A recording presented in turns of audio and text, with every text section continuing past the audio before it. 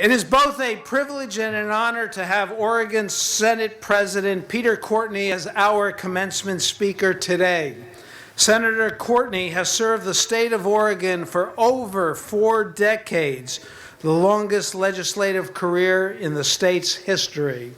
In addition to his public service career, he has been dedicated to the Western Oregon University, where he is retiring after 30 years of service, serving as an assistant to 6 presidents and teaching communications and freshman experience courses. During his time at Western, Senator Courtney also chaired the Commencement Committee for 20 years. Each year, he would remind the committee that this ceremony, which you, our graduates, are participating in today, is the most important milestone of your college career. Because of his dedication to our students and the state of Oregon, I believe that it is very fitting that he is our commencement speaker today. Senator Courtney earned a Bachelor of Arts degree in Political Science and Master's degree in Public Administration from the University of Rhode Island. He earned a law degree from Boston University. He and his wife, Margie, live in Salem and have 3 adult sons, 2 daughter-in-laws, and 1 grandson. Senator Courtney, the podium is yours.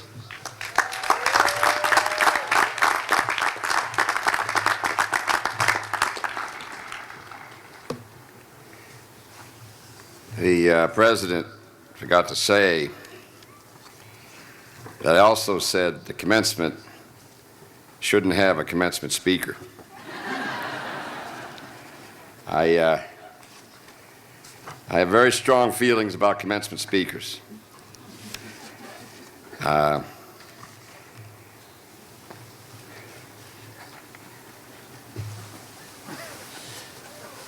Every year, I am taken by the national media. They highlight commencements across the nation. And what they do is they go to the commencement speaker. Some individual who's internationally famous, well-known, and paid a ton of money. Somewhere I say, what about the student? If I had my way, I would have stopped right after these commencement student speakers and gone right to degrees being handed out.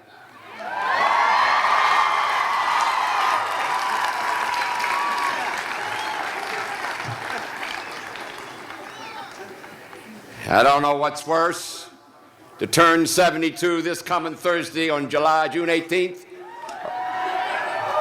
or have the graduating class that you've been asked to give the commencement speaker to cheer when they hear you're not going to be up here long. How do I communicate with you? How do I communicate with individuals so far away? They're in a different time zone. Way to my left and my right, way up there leaning against that concrete wall, because I'm afraid of heights. You're scaring me up there. How do I communicate with you when there's 4 generations between you and me? I'm scared. I am scared. I'm an elected official who's given hundreds and thousands of speeches, and this speech scares me to death. My biggest fear is that I'll bore you. What do I say? And so, do as I say, not as I do. I'm going to ask you to let this old man borrow from his own personal experiences. I'm not going to quote from some historical figure. I'm not going to quote from some famous person. I want to do it just in my personal experience, but please be patient with me and allow me to do it, to explain something I'd like to offer you. But it's not about me. You got to believe this. It's about you. Don't be afraid. Don't be like me. If you looked, and I'm not a religious man, at the Bible, and the reason the Bible fascinates me as a piece of literature is that it's filled with phrases and words that when they express an idea, it's magnificent. Fear not. Be not afraid. Do not be afraid. Don't be afraid. 300 to 400 times, some or one of those phrases appears in the Bible. Years ago, in the hills of West by God, Virginia, in the coal mining areas where I was when I was a teenager, I'd go in and sit at the foot of my grandmother's bed. My grandmother helped raise me because my mother had Parkinson's disease. She was so sick we had to take care of her. And my grandmother, with her little rosary beads in her hand, reading her little Reader's Digest, I worshiped her, and I'd sit at the end of the bed and I'd say, Grandma, I'm so scared. I'm so worried, I'm agonized. I don't know if I can do well in the football game. I don't know if I can get the grades to make Mom and Dad happy. I don't know if anybody will ever like me. And my grandmother said to me once, and I'll never forget it, Peter, oh Peter, my grandson, worry and fear are like a rocking chair. They'll give you something to do, but you don't get anywhere. So Peter, go sit in my rocking chair because it's a whole lot better for you. I worship her. I miss her. I'd give anything if she could be here today. Don't be afraid to make a decision. Do you know how many times in politics the failure to make a decision has led to disastrous consequences? Don't be afraid to make a decision. Even if it ends up wrong, you're not going to get away with that very long. You cannot make them all right.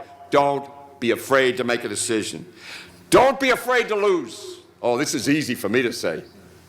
I have lost. Oh, do not be afraid to lose. Oh, it's going to hurt. Oh, it's going to hurt.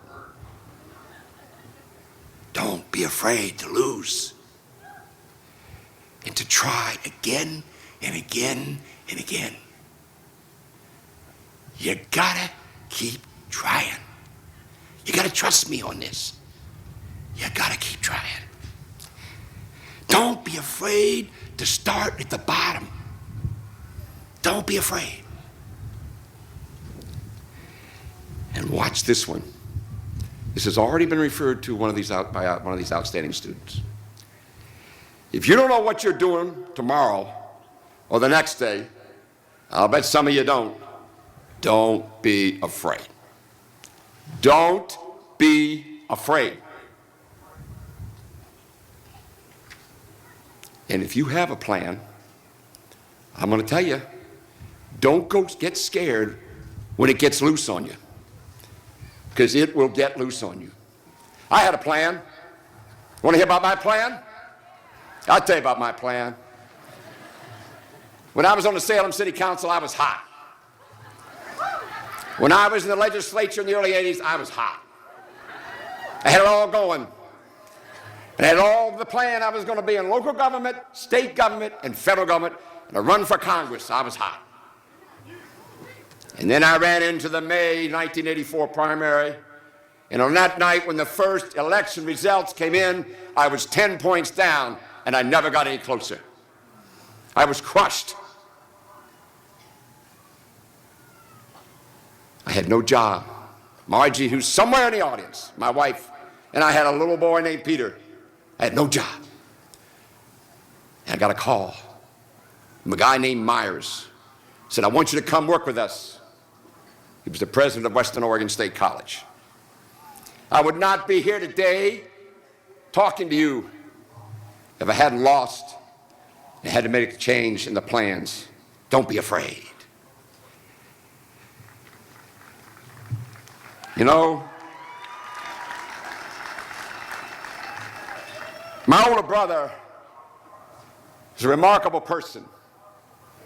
Something was said about him in the military I'll never forget. Said to my father. He was a young lieutenant, and they said, he was a senior officer, you know what you like about Lieutenant Courtney? He makes the best of the hand that is dealt him. Don't be afraid of the hand that's dealt you. Don't be afraid. Fear not. Make the best of it. Make the best of it. You know, I know you're thinking I'm talking too much about fear. But I'll tell you something. This one really is emotional for me. You see all those fans in the stands? I'm going to tell you something. They'll always be in your grandstands. If you were not here today, because maybe you hadn't fulfilled all the credits or the requirements, they'll always be in your grandstand because they loved you with a powerful love, the likes of which you can't describe, unconditional love. They're right up there. They're over there. They're over there.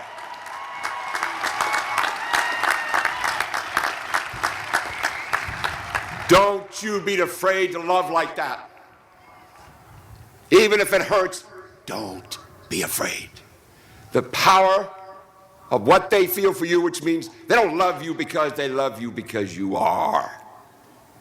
There is no more powerful love. Oh, I wish I'd known that when my grandmother was still alive. I wish I'd known about unconditional love. I never got to say how much I cared about it. Well, I'm going to say a couple more things and to be done because you gave that loud cheer for me to get back to my seat. The hardest thing for me to do is to leave this campus today because I know I'll never come back the same way. The hardest thing for me to do is to leave politics because I'm afraid of retirement. You know, there's got to be that time in life you say, I've done all I can do. I can't do anymore.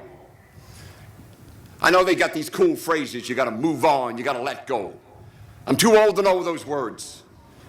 So I'll put it in my words, you got to say, I've done all I can do. Peter, you got to go. You got to mosey. Get on that pony, that palimony horse or whatever, I can't even get the name right.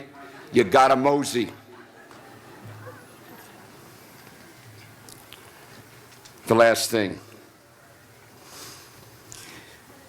I've been here since about 7 o'clock this morning. I was asked to MC the banquet over here that we put on every year to thank the faculty and staff.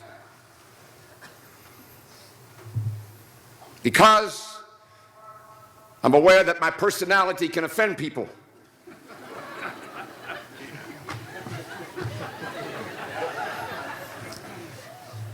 That my style can be too flamboyant. That I frolic too much. I was scared to be me. I wasn't me this morning. And then I went to an event about naming a building after me. I didn't know what to do. I still wasn't me. Years ago, my dad said something to me. Dad, I don't know what I'm going to do. I've lost Congress. I'm black. Blah, blah, blah. And he says, Peter, just be Peter. A month later, he was gone. When I visit his grave in the plains of Rhode Island, as I walk from the car to find his stone, all I think about is those words. Just be you. Be you. You're going to get hit. You're going to get criticized. You're going to doubt who you are and what you are. I remember I used to teach speech here, and I had sometimes a student would come up to me and say, I want to give a speech like you, Professor Courtney. No. You don't want to speak like me. You want to speak like you. Popeye the Sailor, famous cartoonist, once said, I am what I am. That's all I am. Well, Popeye, you had it right. And so, students, graduates, loved ones, be not afraid.